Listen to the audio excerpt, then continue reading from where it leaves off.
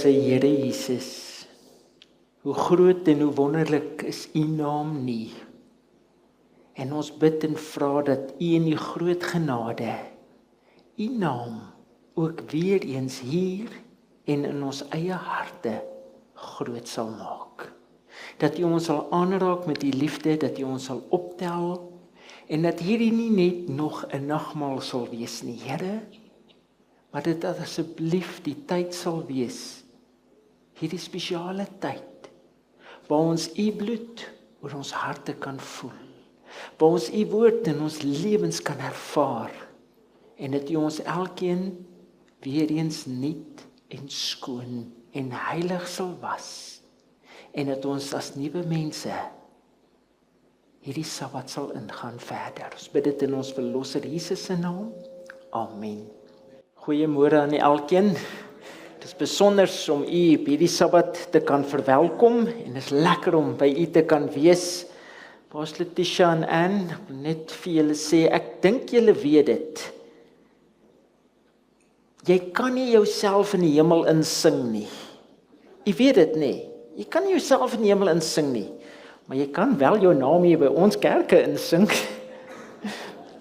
Baie dankie, dit was besonder, soos dit waardeer. Vir ons skriflesing, blaai saam met my na die boek van 1 Johannes. 1 Johannes, hoofstuk 4, vers 10 en 11. En ons lees vers 10 en 11. 1 Johannes 4, vers 10 en 11. Ek lees vir u uit die ou vertaling uit, die 53 vertaling om spesifiek te wees. En Johannes beklemtoon hier iets baie sterk direk wat ons so nodig het. Dit sê, hierin is die liefde. Let wel, hierin is die liefde. Nie dat ons God liefgehad het nie, maar dat hy ons liefgehad het en sy seun gestuur het as 'n versoening vir ons sondes. Geliefdes, as God ons so liefgehad het, behoort ons ook mekaar lief te hê. As God ons so liefgehad het, behoort ons ook mekaar so lief te hê. Mag die Here dit in ons harte vandag persoonlik seën. Jy weet, in die kinderfilm, so ou kinderfilm getiteld Whistle Down the Wind, word die storie vertel van 'n dogtertjie en haar 2 vriende wat lekker die dag in die waanhuis speel op die plaas. Maar soos wat hulle speel, kom hulle skielik onverwags af op 'n skynbare rondloper boemelaar, wat toe in werklikheid 'n ontvlugte gevangene was, wat bietjie die gereg ontduik, wat besig was of daar in die waanhuis gelê het vas aan die slaap. Wie is jy? Vra hulle hom hard. Die boemelaar skrik wakker, en toe hy net die kinders sien en geen ander bedreiging nie, sê hy ewe sarkasties vir hulle, ek is Jesus Christus. Maar wat hy sarkasties aan hulle sê of bedoel, sien die kinders heel anders. En hulle glo vir die een of ander wyse dat hy werklik Jesus Christus is. En die storie omvou verder soos wat hierdie boemelaar nou met ontzag en respek en liefde behandel, want dis mos Jesus. Hulle bring vir hom kos en komberse, hulle sit by hom, hulle praat met hom, hulle raak selfs aan hom. Hulle vertel hom hulle lewens, hulle probleme, hulle vreugdes, hulle geheime en alles. Alles omdat hulle glo hy werklik Jesus Christus is. En soos wat die tyd aangaan, begin hierdie kinders se onskuldige sagtheid en liefde hierdie voortvlugtige koue boemelaar se hart te verander. Dit begin hom net te verander. Hy het nog nooit in sy lewe sulke genade, sulke warm liefde geken nie, met die gevolg dat soos hierdie kinders hom so mooi hanteer, begin sy eie harde hart aangeraak word en hy verander. Dis tog wat ware liefde aan ons doen. Stem jy saam? Ek wil dis tog wat dit doen. Nou die storie of hierdie film se bedoeling was, dit was eintlik 'n sinnebeeld van wat kan gebeur as ons as mense werklik Jesus se woorde in Matteus 25 vers 40 ten opsigte van die armes en die behoeftiges letterlik moet opneem in ons lewens as Jesus vir ons sê, sover julle dit aan een van die geringstes gedoen het, het julle dit aan my gedoen. En hoe moeilik vind ons dit nie baie keer vandag om na die behoeftiges uit te reik en nog erger om hulle soos Jesus te behandel nie. Weet, moeder Teresa het een keer of word een keer vertel, was deur 'n baie ryk Amerikaner bietjie aangevat van hoe kon sy vir die armes, ek wil die laagstes onder die laagstes, die vermeteles van Calcutta, hoe kon sy so vir hulle gesorg het? Dit het net nie vir hom sin gemaak nie. En sy het vir hom gesê, dit is eintlik baie maklik. Weet, dit werk eintlik so. Eerstens, mediteer ons op Jesus. Sy sê, ons spandeer tyd in die oggend en ons mediteer op Jesus. En dan gaan ons uit op die strate en ons soek hom net in sy verskillende vermommings. Ons soek hom net in sy verskillende vermommings. Ons skriflesing 1 Johannes 4 vers 10 en 11 sê vir ons, hierin is die liefde, nie dat ons God liefgehad het nie, want ek bedoel, ons is so sondig, maar dat hy ons liefgehad het en sy seun gestuur het as 'n versoening vir ons sondes. Geliefdes, as God ons so liefgehad het, behoort ons ook mekaar lief te hê. As dit die liefde is wat ons ontvang, sê Johannes vir ons, behoort ons ook mekaar lief te hê. Dis seker die grootste verantwoordelikheid wat ons as Christene in hierdie wêreld kan hê. Jou en my se grootste verantwoordelikheid om mekaar lief te hê, om ander soos Jesus te behandel. En die groot motief vir ons liefde is omdat God ons eerste lief gehad het en sy seun gegee het op die kruis vir ons sondes. Met ander woorde, ons reageer op God se liefde in ons lewens. Anders kan ons nie ander lief hê nie. Jy weet, Johannes 13 vers 35 sê Jesus vir ons, hieraan sal almal weet dat julle my disippels is. Waaraan? As julle liefde onder mekaar het. Hieraan sal almal weet, as julle liefde onder mekaar het. Het ons werklik die liefde van God so in ons eie lewens, dat wanneer vreemde mense hier aankom of met jou en my te doen het, dat hulle kan voel maar iets is anders. Aanvoel hulle is in God se teenwoordigheid as hulle in ons teenwoordigheid kom. Weet, ek dink altyd terug aan die verhaal wat Philip Yancey vertel het in sy boek getiteld The Jesus I Never Knew. The Jesus I Never Knew, waar hy die ware verhaal deel wat 'n goeie vriend hom vertel het, wat met die agtergeblewenes van Chicago gewerk het. Nou, sy vriend vertel hom dat hy eendag het 'n prostituut na hom toe gekom in 'n baie slegte toestand. Sy was vuil, sy was dakloos, siek en geensins in staat om vir haar 2-jarige dogtertjie kos te kan koop nie. Sy het bitterlik by hom gehuil en deur die trane hom vertel dat sy haar dogtertjie 2 jaar oud uitverhuur het aan mans. En sy moes dit doen want Sy het baie meer gekry deur haar dogtertjie uit te verhuur vir 1 uur as wat sy in 'n hele nag verdien het. Ek moes dit doen, het sy gesê. Want sien, sy was verslaaf aan dwelms. Sy moes haar dwelm onderhandel of althans handhaaf. Nou Jansie se vriend vertel verder dat hy in afgryse na haar bittere verhaal geluister het en hy het erken dat hy nie geweet het wat om vir haar te sê nie. Ek bedoel, wat sê jy vir iemand in hierdie krisis, in hierdie groot stryd? En op die einde sê hy vir haar, het jy al ooit daaraan gedink om na 'n kerk toe te gaan vir hulp, vir ondersteuning? En hy sê hy sal sekerlik nooit die geskokte uitdrukking op haar gesig vergeet nie. Kerk, het sy dit uitgeskree. Hoekom sal ek ooit na 'n kerk toe wil gaan? Ek voel al klaar so sleg oor myself. Hulle laat jou net nog slegter voel daar.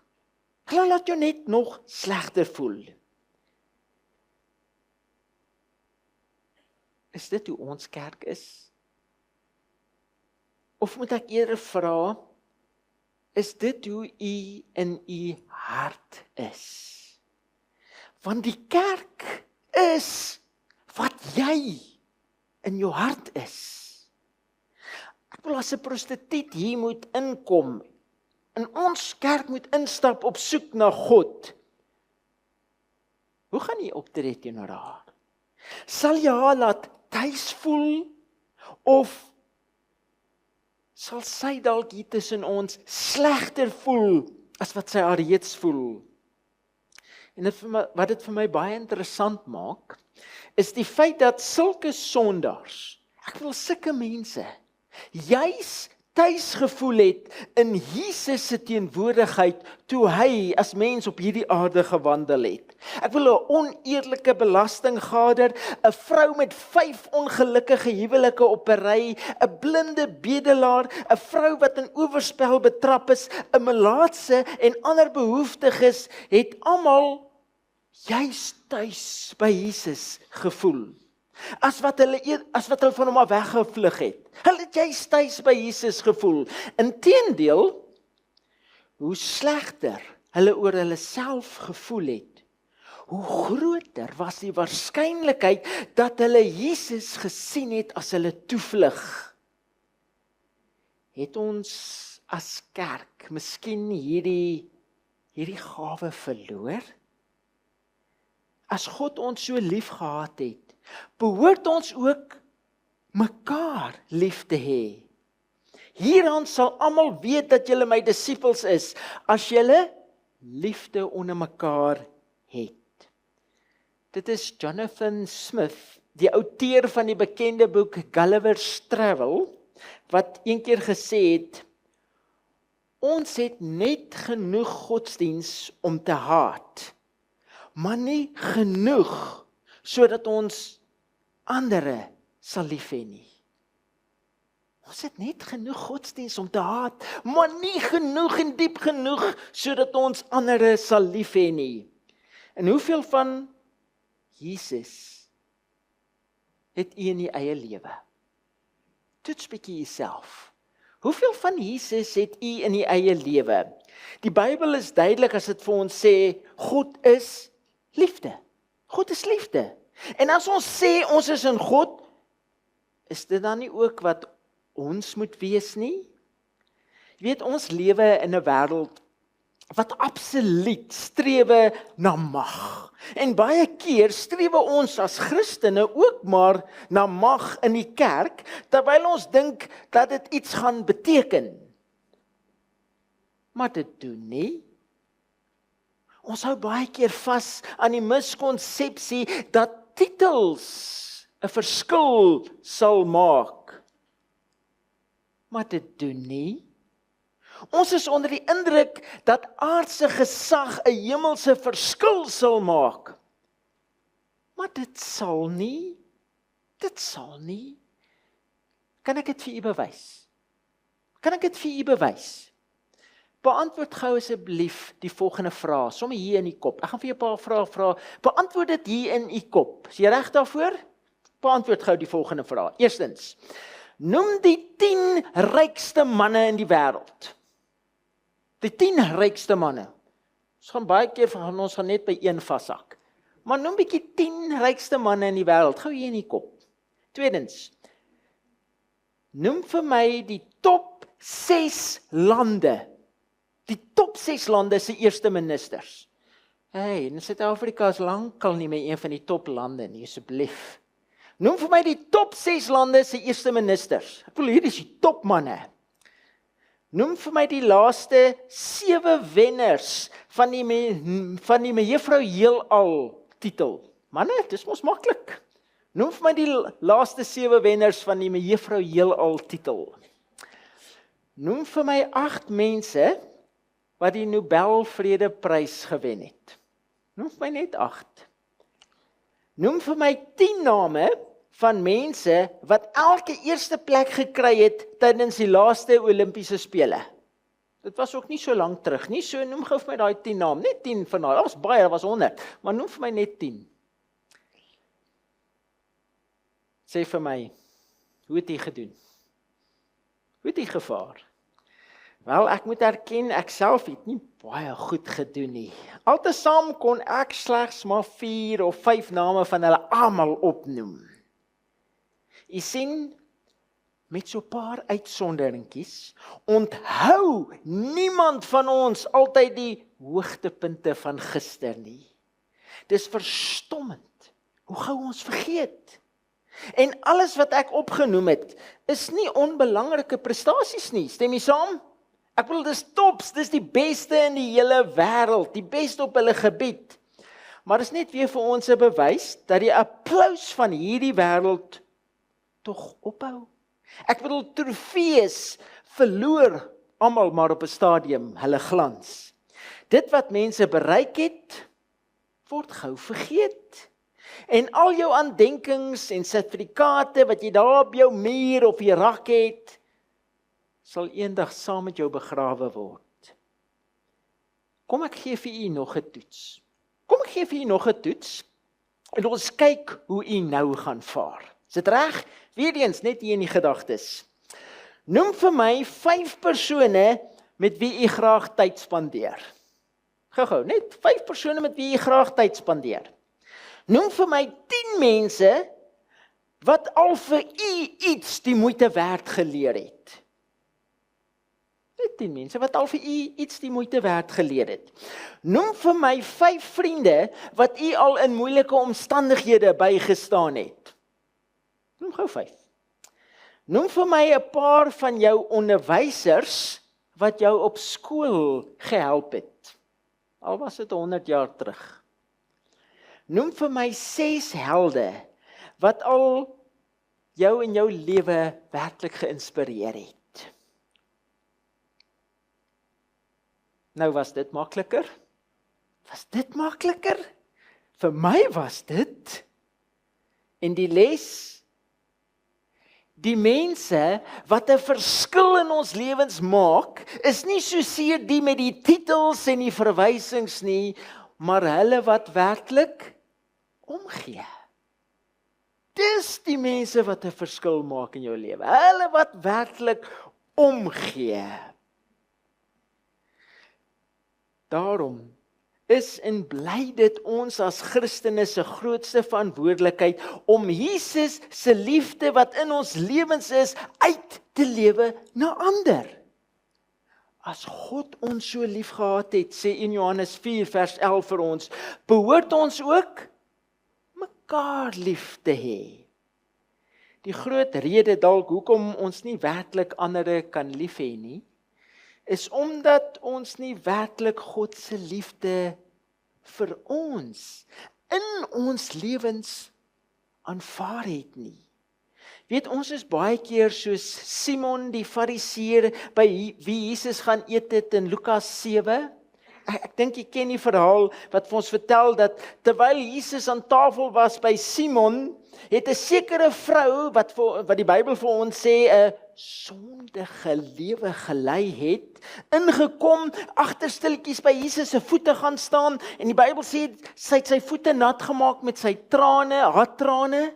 Toe het sy afgepik en verleentheid haar hare gevat en sy voete afgedroog en toe het sy daai verskriklike duur reuk salfolie op sy voete uitgegiet.